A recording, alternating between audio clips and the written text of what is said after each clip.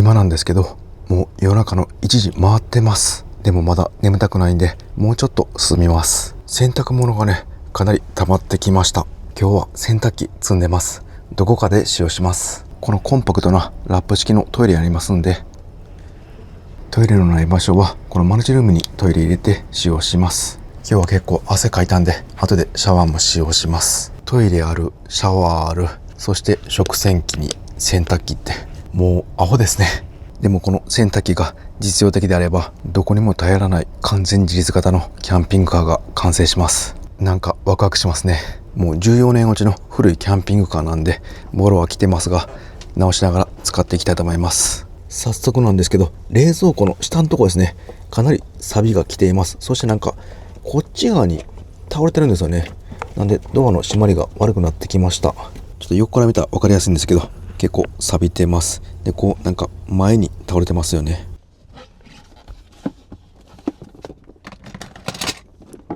なんかもうこれぐらいだったらハンマーで殴ったら治りそうですね。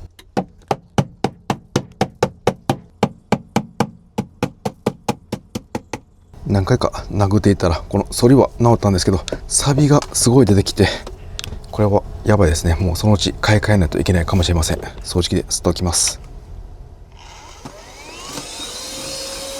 今現在バッテリーは 80% あります。結構ありますね。生活用水タンクの中は50リッターあります。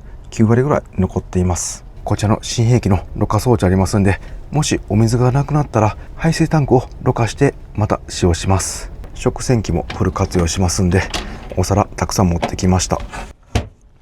ここにコップや茶碗、お皿があります。だいたい 3,4 人分ぐらいですかね。食事可能な食器を置いています。で、キッチン上部に電子レンジと、リアの家電コーナーはオーブントースター、コーヒーメーカー、ケトルに炊飯器、家電とガスコンロを駆使して車内で調理していきます。今回の車中生活の寝る場所なんですけど、こちらのソファーで眠ります。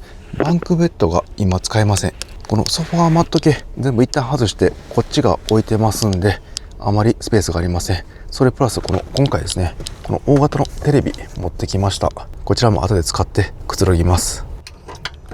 はい、もう走行してこのエンジンの熱でお湯もできています。なのでもうシャワー入れるんですけど、もうちょっと走行してからシャワー入ります。明日一日何もないので、自由気ままに行きたいところに行って車内でパソコンを使ってリモートワークします。長野県で行ってみたい場所ありますんで、今から高速道路で向かいます。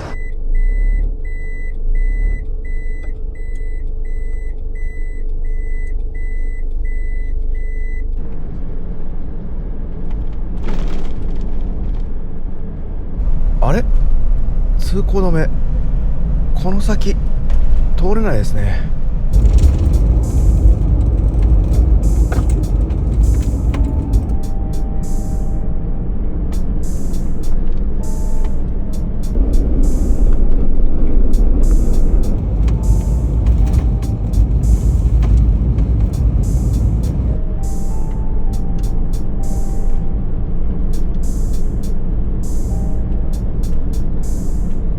はい、道路沿いの車止めれるとこに一旦止めました。車中泊、 Google マップの方で車中泊って検索したら、レビューとかで車中泊した方の感想とか書いてる公園とか見つかります。ここ良さそうですね。ちょっと行ってみます。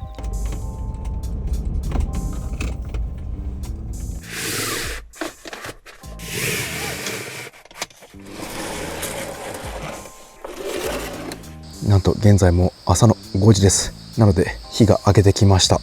ちょっとゆっくりしてすぐ寝ます。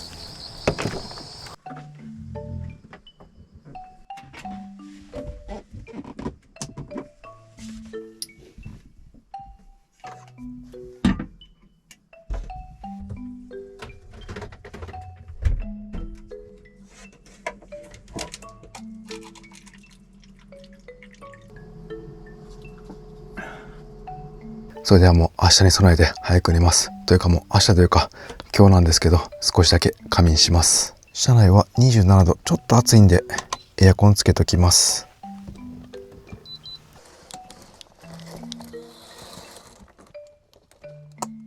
この辺もそうなんですけど、今回行く場所はクマの生息地です。ツキノワグマが頻繁に出ていますんで、このクマスプレーと、これは電子ホイッスルって言うんですけど、なんか Amazon でこのクマスプレー買ったら一緒に皆さん買っているっておすすめで出てきました。かなり大きい音が出るようです。また後で試してみます。出ないことを祈りたいですね。それでは歯磨きします。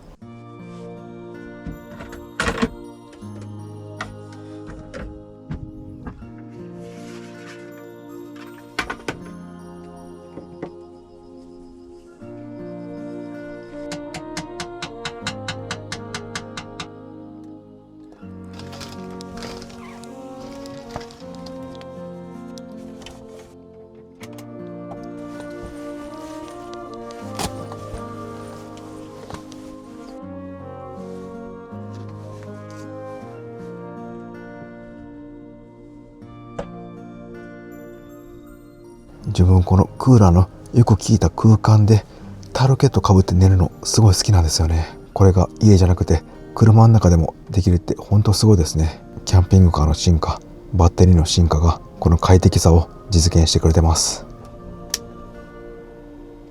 いやー、しかし高速道路って本当すごいですね。なかったらこんなに時間かかるんですね。しかも山道だったんで余計に時間がかかりました。結構頻繁に工事してる空間なんで、もっと事前にしっかりチェックしておけばよかったと痛感しました。これからは高速道路乗る前に高速道路情報見ておきます。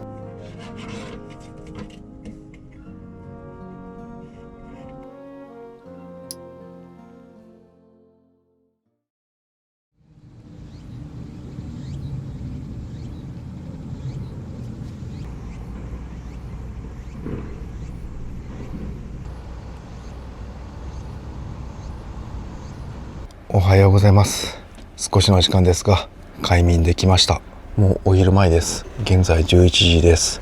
こうやってゆっくり起きれるのもチェックアウトのない自由気ままな駐車場車中泊の魅力ですね。現在車内は 27.7 度、外気温は 35.3 度。これ多分直射日光当たっていますね。バッテリー残量は 78% です。今日も結構走りますんで、走行充電でバッテリー残量は回復してくれると思います。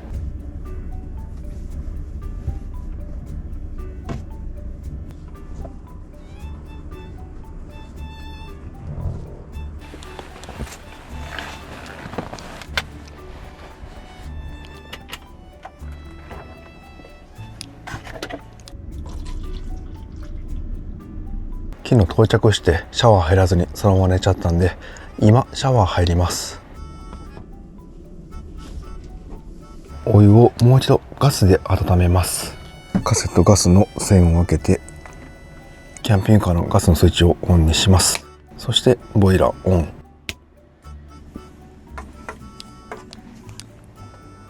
今生活用水タンクが50リッターあります。一応目標は10リッターぐらいのシャワー使用量ですかね。なので40リッターぐらいになると思います。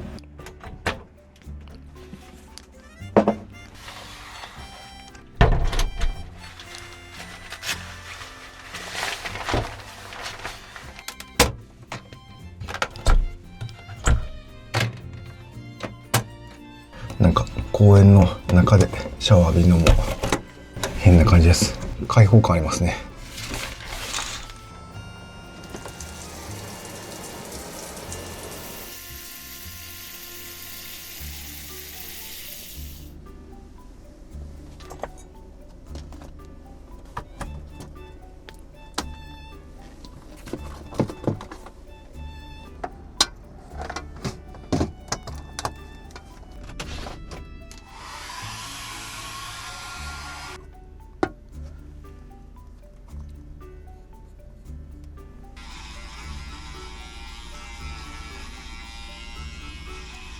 さっぱりしました。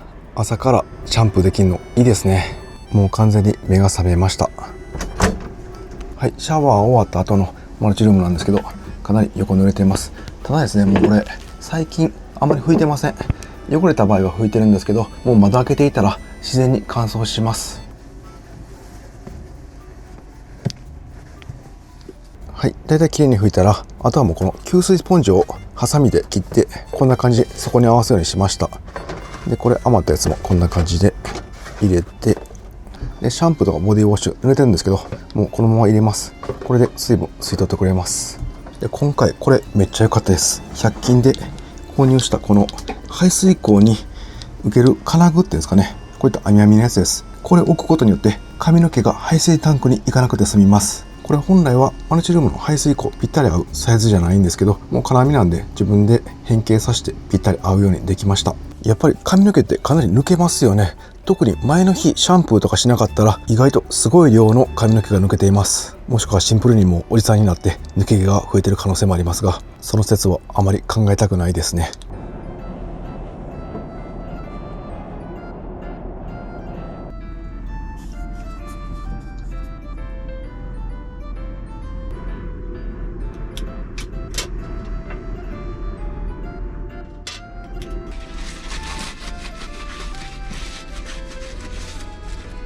シャワー浴びて生活用水タンクの残量が約40リッターですね。10リッター使ったようです。でもよう考えたらこのろ過装置ありますんで、なくなったら永遠に使えますんで、そんなに気にすることはなかったようです。忘れていました。なんか流れの癖で節水するようになっていました。さあそれではお腹空いたんで昼兼用の朝ごはんいただきます。今回のご飯は電子レンジで簡単に作れる炭火焼き鳥の親子丼作ります。今冷蔵庫にあるのはコンビニで買った保存の効く食材ばっかしになります。ちょっとうまくいくかわかんないんですけど、一回やってみます。まずはご飯を温めます。ちょっと時間少なめの1分20秒ぐらいにします。卵2つ割って溶きます。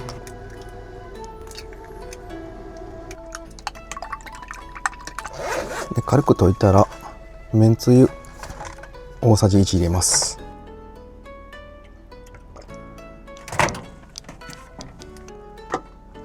あとはご飯入れて、この炭火焼き鳥、これめちゃくちゃ美味しいんですよね。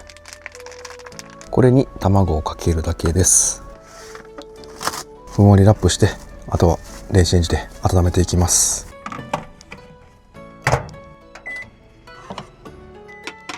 あとはレタス、これちょっと生きるために必要なんですよね。それとなんかポテトサラダあったんですけど、じゃがりこ入ってるポテトサラダ売ってました。これも間違いないですね。こちらも一緒にいただきます。さあ親子丼どうでしょうか。あ、結構熱いですね。あ、いい感じ、半熟で美味しそうにできています。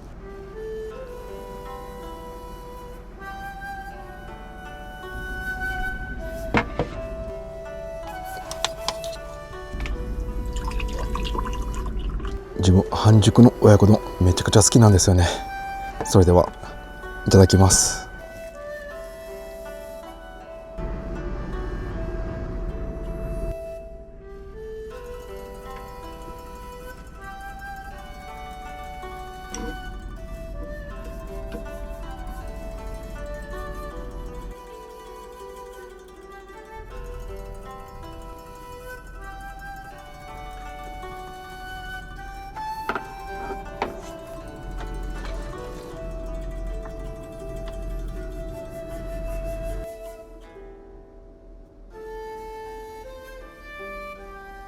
ごちそうさまでした。やっぱり電子レンジあると時短の調理できますんで、かなり便利ですね。炭火焼き鳥好きな方は絶対好きだと思いますんで、ぜひやってみてください。意外と洗い物出ましたんで、もう食洗機突っ込んで人類の英知を使います。一応このポテサラとかネトッとしたものは軽くティッシュで拭いときます。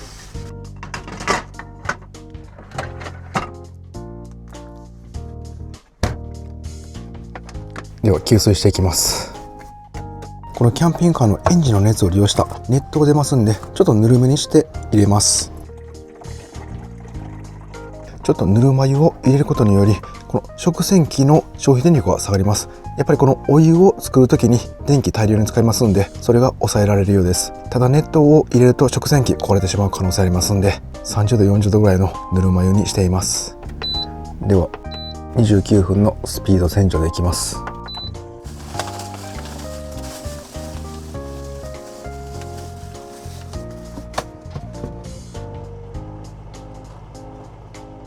あとは食洗機で任して出発の準備します。このゴミ袋かなり良かったです。久々にいい商品に出会いました。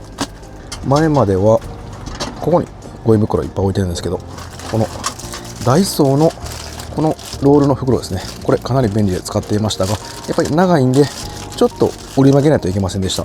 これですね、これはかなり使いやすいんでおすすめです。ちょっと DIY します。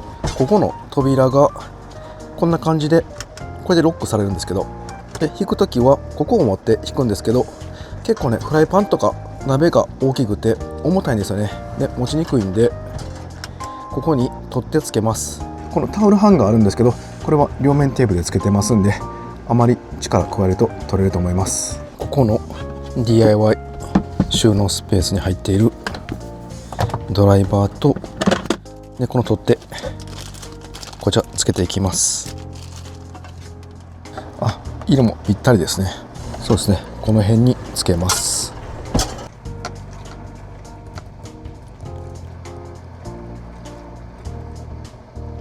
もう14年前の古い車なんで躊躇なく穴開けてきます。はい、取り付け完了しました。開けやすいですね。あと気になる箇所何箇所かあるんですけど、今材料がないんで近くの100均かホームセンターへ寄って DIY で必要なものを買ってきます。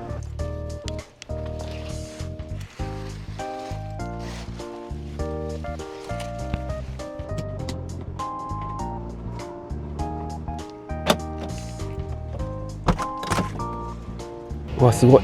周辺が山に囲われていて空気が美味しいです。ここ公園なんですけど、すぐ後ろはテニスコートあります。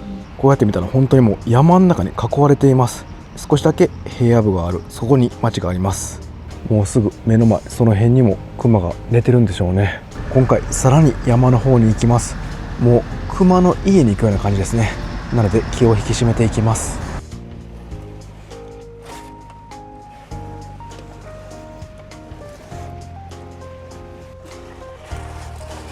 100円ショップはないんですけど、すぐ近くにホームセンターあるようです。こちら行きます。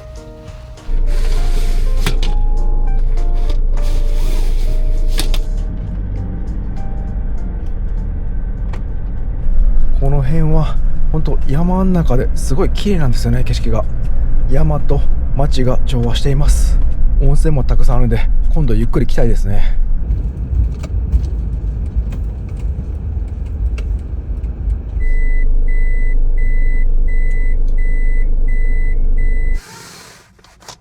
やっぱり一瞬でシェードできるのって本当便利ですね。こういったちょっとした買い物でも車内の温度上昇を抑制できます。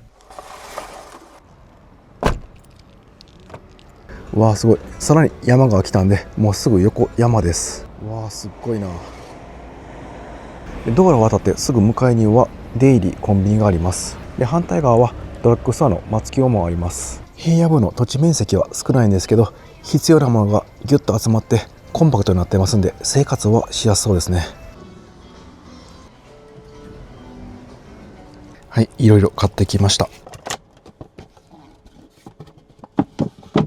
このマックスファンカバーなんですけど、ちょっと取り外しめんどくさいんで、後で DIY してもうつけっぱなしでいけるマックスファンカバー作ろうと思います。食洗機ももう乾燥になってますね。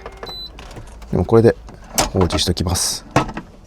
今から行く場所なんですけど、公園車中泊の日本一の場所といっても過言ではない場所、長野県の木曽駒冷水公園に行きます。ここすごい標高高くて涼しくて超高規格な無料の公園です。まだまだ標高上がってきますんで、かなり道はくねくねしてると思います。キャブコンなんで少し不安ですが、ゆっくり走行していきます。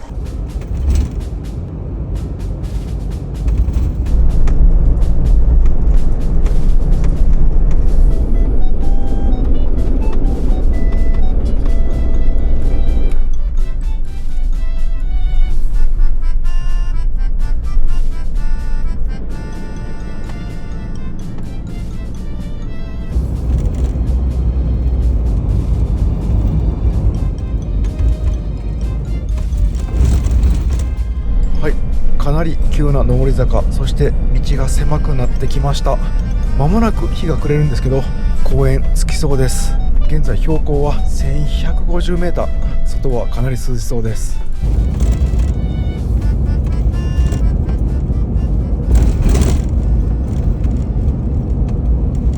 わ、突如開けた。めっちゃ大きい公園やな。はい、無事止めることができました。すごい涼しいです。夜になったらもっと涼しくなりそうです。もうアルプス山脈の中にいるような感じなんで、山の迫力がすごいです。何箇所か駐車場あったんですけど、で下の方にお店があって、その周辺無料のキャンプ場ありました。そこはもう車いっぱいでした。ここも何組かいらっしゃるんですけど、トイレとか結構遠いんで、やっぱり人が少なく、男性のソロキャンプ、ソロ車中泊の方が多い印象です。ここに来る途中のところですね、結構急な坂のところに何箇所か駐車場、誰もいないとこあったんですけど、やっぱりそこはさすがに怖そうだったんで、何組かいるこの場所にします。もしね、熊が出た時に助けてくれないと思いますんで、人がいるところにしておきます。トイレ以外になんとお風呂もありました。ただその周辺は人が多かったんで、もう自分はジルの車内のシャワーを浴びます。この辺はこのフル装備のキャンピングカーの強みですね。さあ、それでは車中泊のセッティングしていきます。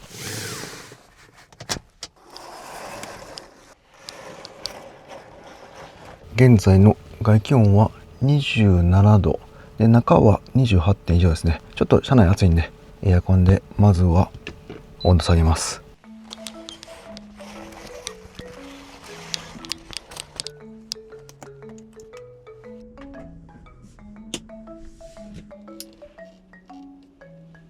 いやー、ここいいですね。結構来る途中くねくね道多かったんで、運転は疲れたんですけど、来る価値はありますね。ただトイレの近いキャンプ場の方は平日でもいっぱいなんで、祝日はかなり朝早くから来ないとダメそうです。トイレから離れた無料の公園駐車場は結構ガラガラでした。さっき下の売店に寄った時にいろいろ食材買ってきました。でその中でですね、なんとチョコバナナ売ってました。一旦これとコーヒー飲んで落ち着きます。コップはもう食洗機の中そのまま入れてました。大丈夫ですね。乾いてますね。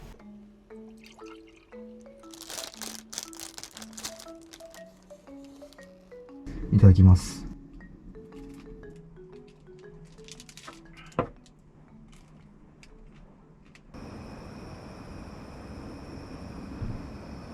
今現在のバッテリー残量は 74% です。夜涼しくなってきたらもうエアコンも使わないんで、今日は電気いっぱい余りそうです。ここ電波3本立ってますね。ネットも問題なくできます。ここの公園の売店でチョコバナナ以外にお肉も買いました。店内がすごい広くてお肉も売っていましたんで、思わず買っちゃいました。これ何も持ってこなくてもいけますよね。そしてなんと一枚板が売っていました。かなり本格的な木で、車に乗せて帰るのは大変そうなレベルの大きさでした。一枚板以外にテーブルなども売っていました。こういった本当の木目の木の板って癒されますよね。そして店内は無人でレジもセルフでした。途中道の駅で10割そばなど現地の食材いろいろ買ってきました。道の駅でこういったもの買いました。スタビライザーという石です。ここを触るとストレスが取れる石のようです。本当なんでしょうか。触ってみます。ここの少しへこんでる部分、ここを親指当てるようです。なんかずっしり重みがあって気持ちいいです。なんかずっと触っていたくなります。今日はもうここに置いといてたまに触ってみます。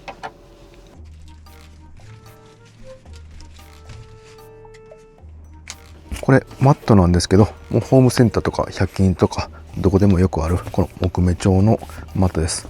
これをこのマックスファンかざってシェードにしてみたいと思います。これ今あるやつなんですけど、自分がこんな感じでこのつまみのところくり抜きました。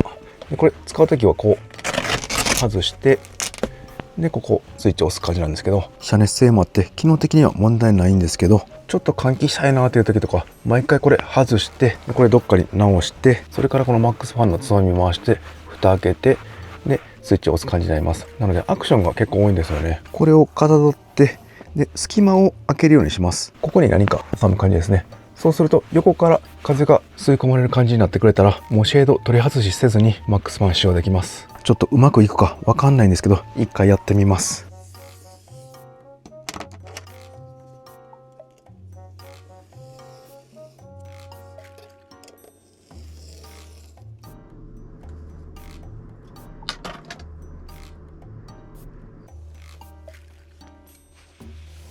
こんな感じで当てがって、このつまみのところまた切り抜きます。はい、こんな感じで切り抜きました。こっちちょっと失敗しちゃったんですけど、もう一回これでやってみます。でここ間隙間作りたいんで、こんな感じで2つぐらい入れて隙間作ります。はい、でこちら側にはマジックテープ取り付けました。こんな感じで切って貼り付けています。これで取り外しが可能になります。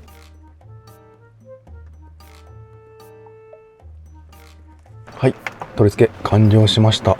こんな感じで隙間が空いています。使用するときはこのノブを引いて、でここそのままオープン、そしてマックスファンのスイッチを押します。これでこのシェードしたままこの隙間から空気が吸われます。見た目もそんなに違和感ないんじゃないでしょうか。ちょっとまだ完成形ではないんですけど、一回これで今日使ってみます。このクッションは100均とかで200円とか300円で売ってる素材です。なので今回のマックスファンシェードは原価300円ぐらいです。あともう一個このクッションテープみたいなの買ったんですけど、これでやりたい DIY が一つあります。今回初めて使うこの大型テレビなんですけど、これ Amazon で買った43型の薄型テレビです。これね、すごい軽量で、なんと重さが 5.6 キロです。設置方法なんですけど、このアルミ金具、こちらネジで留めました。少しドライバーでこの穴だけ拡張しました。そしてこんな感じでもう手で曲げました。これをこのバンクベッドに引っ掛けてやりたいんですけど、ちょっと最初気づいちゃったんで、この金具にクッションテープ貼っておきます。ちょっとバンクベッド引いて、でこの金具をここにかけるだけです。これ走行中はこのままにしておきません。停車中だけかける感じにします。ちょっと手間かかるんですけど、軽量なんでバンクちょっとずらしてフックでかけるだけ、すぐできると思います。もうこれは一人専用の娯楽設備ですね。後でシャワー上がりに楽しみたいと思います。なかなかの迫力です。でネットつながりますので YouTube とか見ることができます。あとは TVer とかですね、こちらもネットで見れます。さあこの新品のビニールも剥がしておきます。さあそれでは車内でシャワー浴びてキンキンに冷えた飲み物いただきます。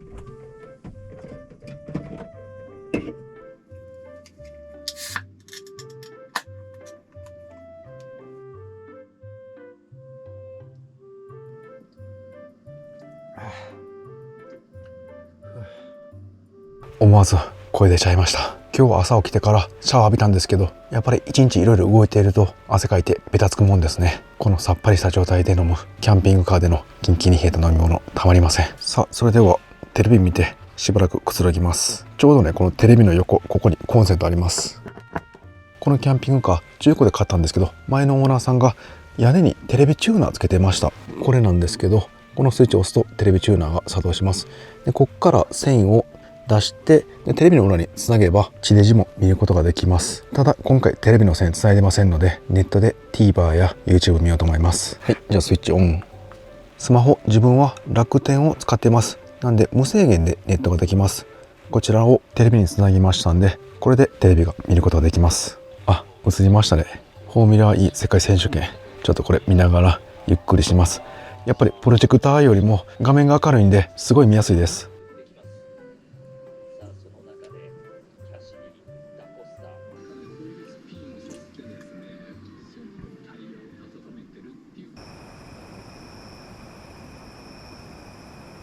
いや、かなりいいですね。気に入りました。今現在インバーターは 120W 消費しています。テレビとこのエアコン両方使っています。エアコン切ったらテレビだけですね。だと 40W になりました。では友達の YouTuber のハーフゼロさん見ながら自分も晩ご飯にします。公園の売店で購入したこの長野県産のお肉焼きます。これ税込み800円なんでワンパックですね。なんでなかなか良心的な値段ですね。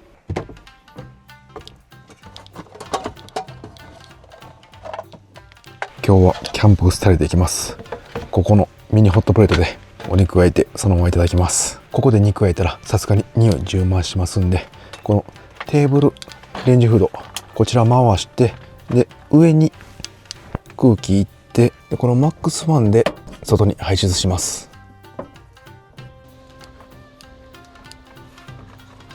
掃除しやすいように換気扇用のフィルター貼っておきました。これで終わったらもう剥がして捨てるだけです。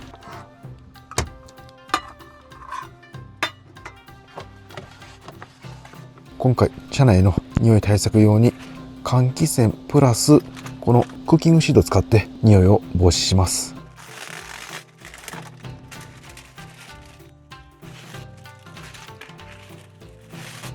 でこれを何枚か作っといて、で頻繁にもうこれごと焼いて捨てて頻繁に変えるようにします。そうするとこの焼肉の肉汁がですねこびりついて煙とか油煙になりにくくなると思います。で今回はここに油を敷きます。でこの上にクッキングシート置きます。そうすることによりこの油が密着して熱がお肉に伝わります。これ引かないと結構電気がロスになります。クッキングシートにあまり熱が伝わらなくなってたくさん電気を消費してしまいます。この赤身のお肉美味しそうですね。おっさんには嬉しい脂肪が少ないです。この焼肉のタレも公園の売店で売っていました。何でもありますね。はい、セッティングできました。それではガンガン焼いていきます。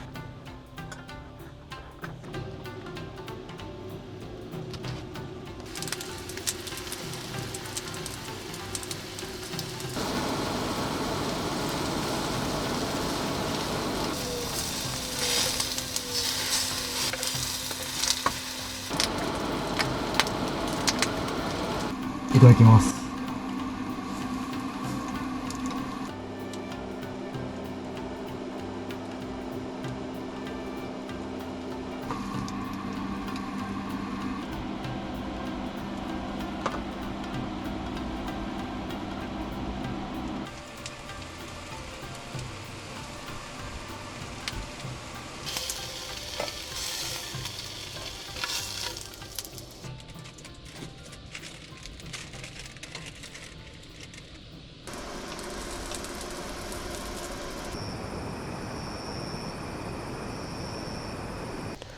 ごちそうさまでした。いや、ゆっくりテレビ見ながら焼肉も味わえてすごい幸せでした。で匂いもねそんなにしてないと思います。このホットプレートも全然汚れていません。油だけです。余った焼肉のタレ少しありますんで、このクッキングシートに吸わしてある程度取っておきます。さあ、あとはまた食洗機に突っ込みます。このホットプレートもなんと食洗機に丸々入ります。斜めにしないといけないんですけど、取り外し可能なホットプレートはこれが楽ですね。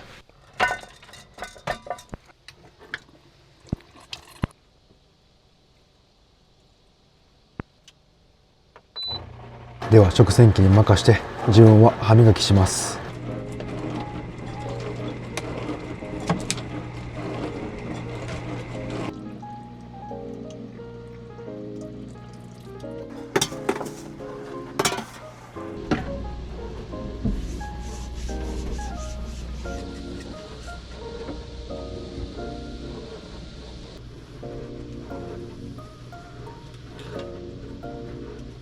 洗濯物が結構溜まってきました。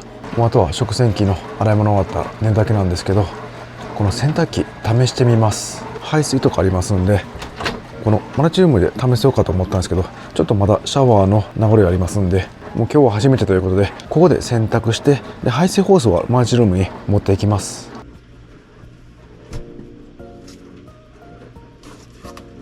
それでは早速使ってみます。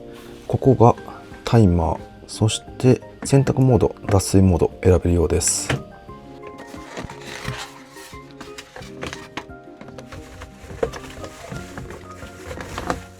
これがね、なんか靴を洗うやつのようです。ブラシになってます。でこれは脱水の時に服を押さえるやつですね。自分キャンピングカーで簡単な洗濯機1回使ったことあるんですけど、もっとちっちゃくてチャッチかったです。これは結構しっかりしています。で、重さが9キロなんですけど、容量は 2.5 キロということです。水は10リッターから20リッター必要ということです。で、ホースをここに入れて水を給水して、で、排水はこちらを下にしたら排水されます。では早速洗濯しています。最初は少量で T シャツ、パンツ、靴下、タオルと1日分の洗濯物入れてみます。余裕はまだありますね。で、付属のホースをここに挿します。で、こっち側は手で持って給水しておきます。さあ、うまくいくでしょうか。はい、お水が入ってる音がします。というかここのシャワー直接突っ込んどいてもいいですね。はい、もう洗濯物上までお水溜まりました。じゃあこれで洗っていきます。で、洗剤入れて、はい、回ってる音しますね。で、これでしばらく放置します。ちょっとだけ中開けてみますね。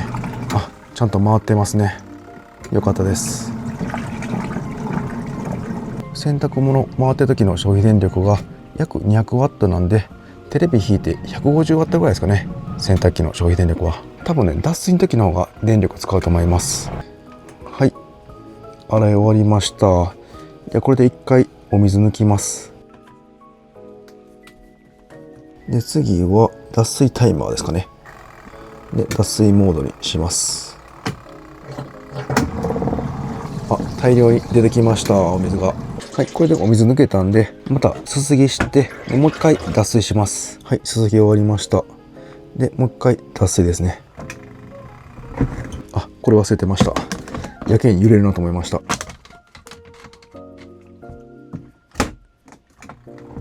おお、すごいすごいすごいすごい。めっちゃ揺れる。大丈夫かな。おお。はい、脱水はね、すごいこれ偏ったら揺れるみたいで、なかなかうまいことできませんでした。でも結構いい感じに脱水できています。さあ、あとは干していきます。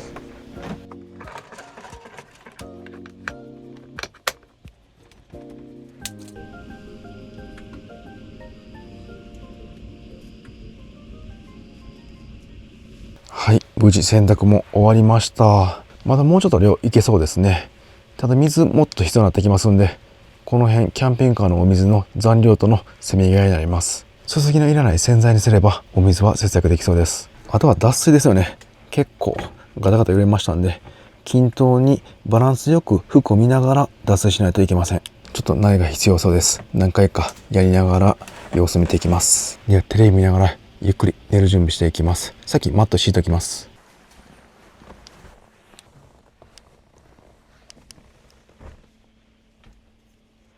今日はもう冷房いらないですね。マックスファンを一番弱くして一晩中つけておきます。現在外気温は 20.1 度、車内は 23.8 度、ちょうどいいですね。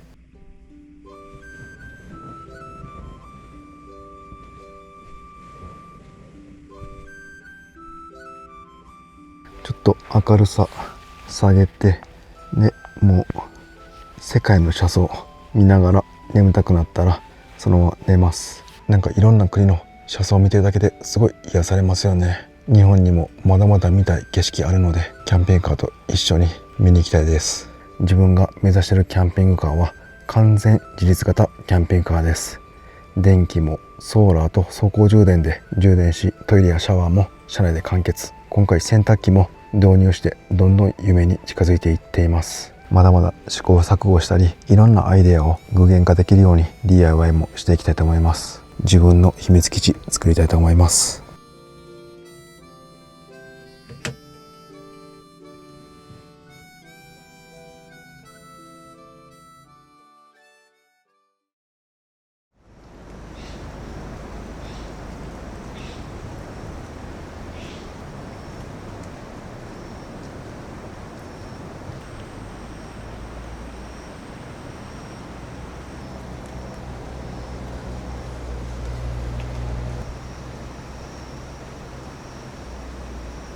おはようございます。チェックアウトがないのでゆっくり起きました。もうお昼前です。やっぱり山の中だからでしょうか、途中急に雨降ったり止んだり天候が安定しませんでした。一回夜中すごい激しい時あって、風も強かったのでマックスファンから水入らないか心配だったので、もう使用をやめて蓋としておきました。現在外気温が 20.6 度、中は 25.8 度です。バッテリー残量は現在 61% ですね。ちょっと減ってきました。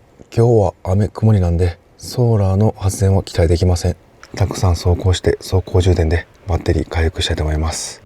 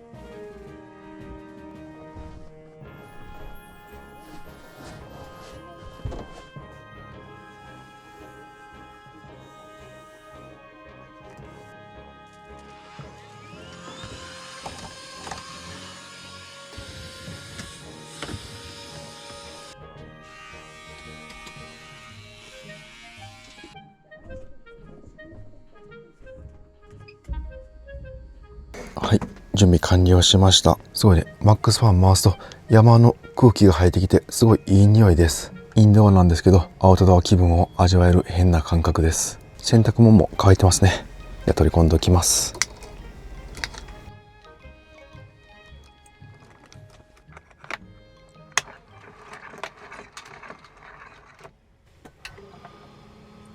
あれ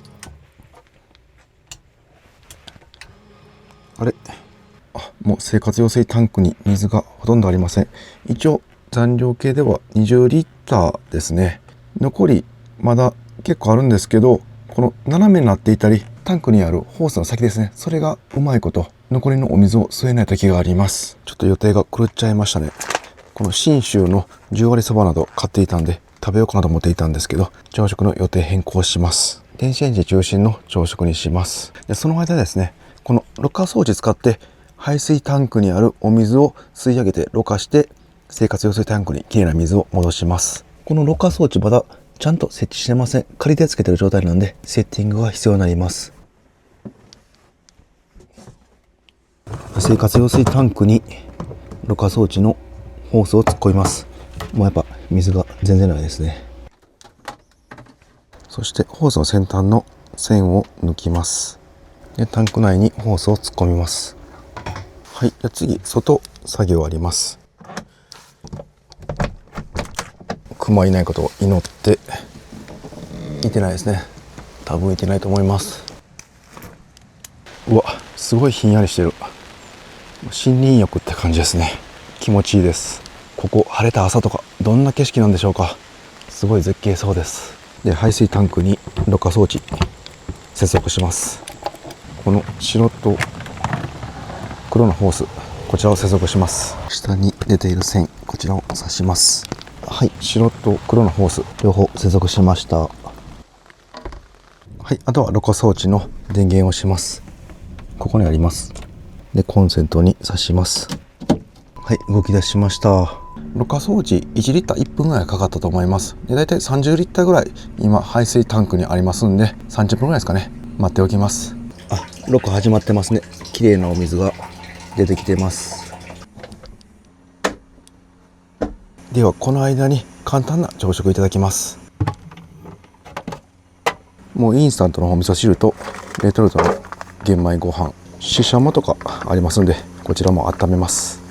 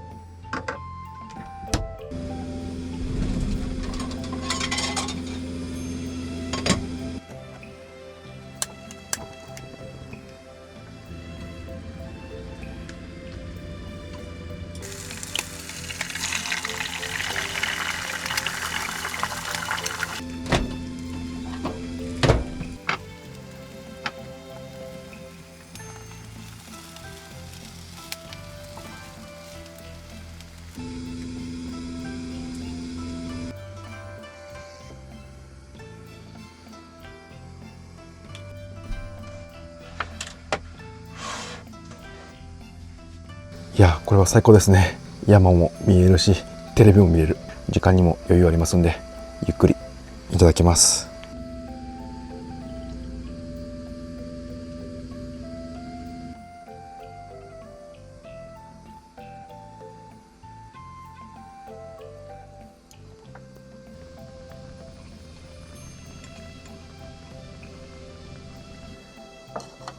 ごちそうさまでした。なんかちょっと嫌な予感したんで、そろそろ出発の準備します。はい、ではまた食洗機使います。お水の方はどうでしょうか。30リッターぐらいまでなりましたね。10リッターぐらい増えています。お水出ました。まだまだお水ろ過して増えるんですけど、もうこの最中に使っちゃいます。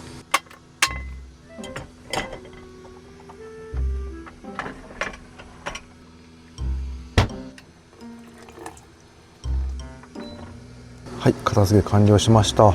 そういえばですね、このろ過されたお水、ここから出てきて今洗ったんですけど、どのぐらいろ過されてきれいになってるんでしょうか。一回調べてみます。これ水の汚れが分かる計測装置です。 ppm 分かります。では計測してみます。50ppm ですね。結構きれいになってるんじゃないでしょうか。一回ちょっと AI に聞いてみます。この水きれいですか。はい、出ました。0から 50ppm、 非常にきれいな水だそうです。で、50から 150ppm ぐらいが良質な飲料水。日本の水道水はこの範囲ぐらいだそうです。なので日本の水道水よりきれいっぽいですね。でももともとは体洗った皮膚の赤や食べ物の食洗機の汚水、洗濯機の排水など生活用水をろ過したので、飲むのはやめときます。またシャワーに使ったり洗濯機、食洗機に使用します。まだろ過してますんで、ちょっとパソコンしながらろ過が完了するまで待って、その後出発します。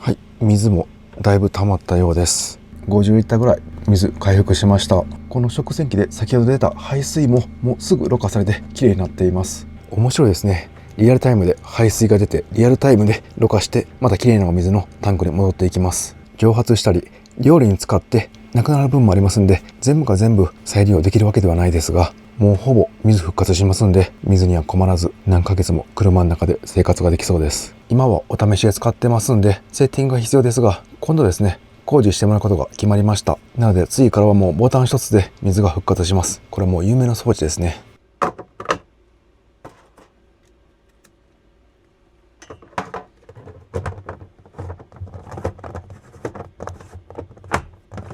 それでは後ろの管も抜きます。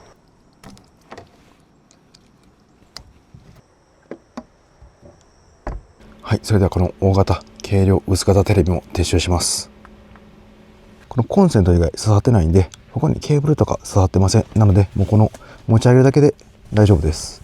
で、このバンクのスペースに置いときます。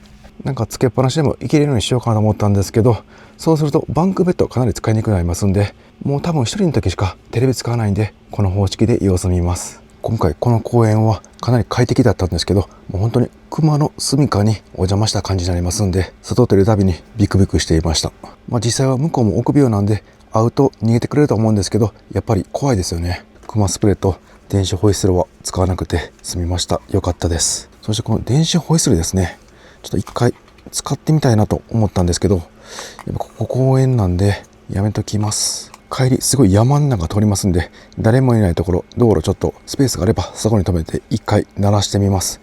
どのぐらい大きい音するんですかね。あと気になるのが、今回洗濯機とかろ過装置とかいろいろ積んで、このキャンピングカー自体の重量大丈夫かですよね。ここの元リアベッド2段があったスペースには家電コーナー、食洗機も置いてますし、重量が増してるような気もします。で、今回お水もほぼ満タン、ガソリンも今ほぼ満タンの状態です。今回キャンピングカーの重量を測る計測器持ってきました。これです。キャラバンウェイトコントロール。こういった小型の機械なんですけど、こんな感じでタイヤ一つずつ乗せて計測します。ここの前に置いて、で、前を走行すれば体重がわかります。なので全体の体重じゃなくて個々の体重なんで、前輪の負担、後輪の負担という感じで詳しく知ることができます。ただ下が硬いところじゃないとダメなんで、ここ結構柔らかいんですよね。なんで途中どこか駐車場でアスファルトのとこ探して計測します。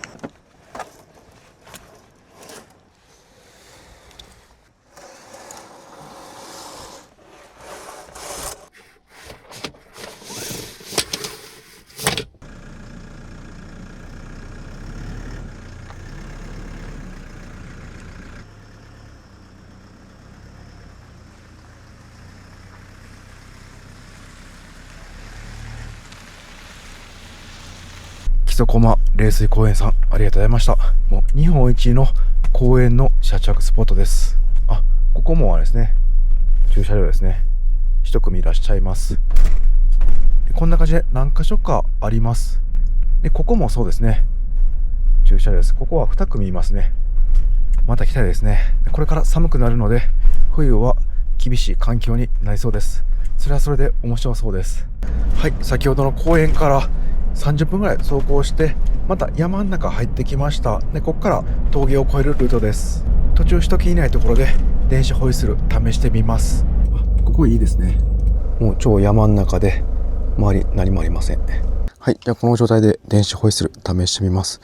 ここに123って数字あって、多分1回2回3回選べますね。こちらボリュームみたいなのがあって、こちらも123で3段階あります。じゃあ一旦一番小さくして1回鳴らしてみます。で、ここにスペクトラムアナライザー、音量を測る iPad のアプリありますんで、こちらで測定してみます。さあ、じゃあ押してみます。で、皆さんは編集でこちら音下げてきますんで、ちっちゃく聞こえるようにしておきます。じゃあ行きます。せーの。なれへんのかい。すいません。よう見たらオフになってました。これで1回鳴ります。さあ、行きます。せーの。すっごい音。これ見てたら95デシベルでした。一回最大してみますね。いきます。せーの。110デシベルいってました。手ぐいですね。想像の3倍ぐらいうるさかったです。はい。じゃあ、あとはですね、このキャンピングカーの重さも測ります。こちらはもうちょっと進んでから多分夜ぐらいにどこかの駐車場で計測します。はい。もう遅くなっちゃいましたが、最後にキャンピングカーの重量計測します。こんな感じでこのボタンを押していくと、どのタイヤにするか選べます。まずは右の前輪からいきます。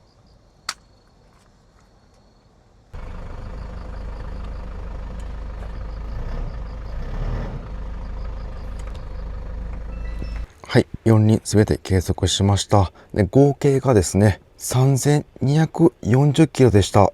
で、この JIL520 の車検証に載っている車両総重量が3285キロと、車両総重量までは残り45キロしかありませんでした。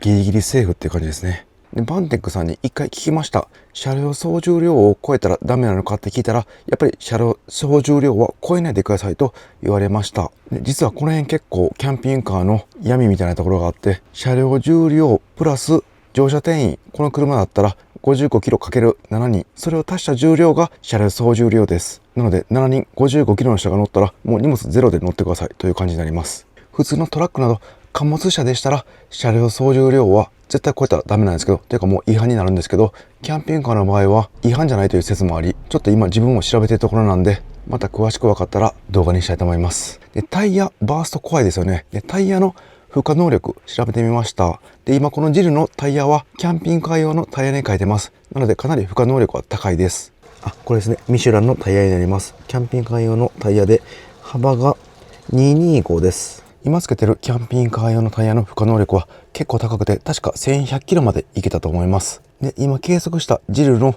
後輪の1本あたりの重量が約870キロぐらいでした。まだ余裕あります。で、冬タイヤの場合は負荷能力975キロでした。なので冬タイヤでもクリアしてます。よかったです。でもこの状態に家族とかお客様とか乗せるともうアウトになってしまいますんで、その場合は何か荷物を下ろさないといけません。やっぱりタイヤのバーストが一番怖いんで、キャンピングカーの現在の体重、重量は知っといた方がいいですね。これからもまめに計測します。ちなみにこのスケールは、この両方になんか木を挟むとより正確に計測できると書いていました。今回はちょっとなかったんで、もう簡易計測という感じになります。で、これ普通に日本でも売ってるんですけど、なんかすごい高くて10万ぐらいするんですよね。で、自分は eBay という海外のサイトで買いました。で、そうすると価格バラバラなんですけど、3万とか4万でありました。ただ送料は国によって変わってきます。もうこれは命にかかりますんで、キャンピングカー乗ってる方はこういうの買っとくか、もしくはトラックスケールですね。ガソリンスタンドとかそういう場所で計測した方がいいと思います。はい。で、夜になってからちょっと気になることありました。このろ過装置なんですけど、きれいになった水流すとちょっとね、なんか匂いがするんですよね。生臭いって言うんですかね。この辺ちょっと原因がわかんないんで、またメーカーさんに聞いてみます。今回の車中生活で DIY したこのマックスファンシェード、自作のやつなんですけど、これめちゃくちゃ良かったです。今まではこれマジックテープでつけていたんで、取ってっていう感じだったんで、めんどくさくてあまり使わなかったんですけど、今回頻繁に使いました。もうここくるくる回してポチッと押すだけで使えますんで、手間が減ったので、ちょっと空気入れ替えたいなとか、暑いなと思った時はすぐに回しました。前のこのカバーの時はあんまり自分マックスファン使わなかったんですよね。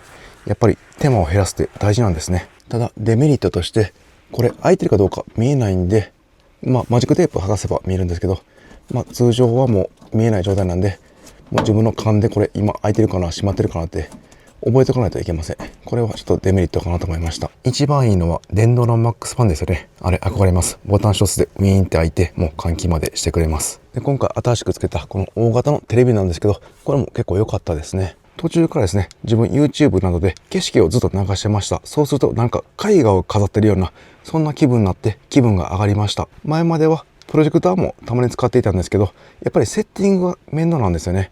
置いてからスクリーンを立てて、次プロジェクターのセッティング角度とか調整しないといけません。なのでボタン一つで見れるテレビはやっぱり楽だと思いました。で、今回新しく導入したこの大きめの洗濯機なんですけど、軽量なんで移動がしやすかったんで良かったんですけど、脱水の時ですね、なんかバランス取るのが難しいなと思いました。目で見てわかる汚れの洗濯物ではなかったんで、はっきり洗浄能力はわかりませんが、洗濯はできていたと思います。水を結構使うので、給水の手間を考えるともうちょっとコンパクトでもいいかなと思いました。この辺はまたいろいろ試してみます。さあ、それではまた車中泊のセッティングしていきます。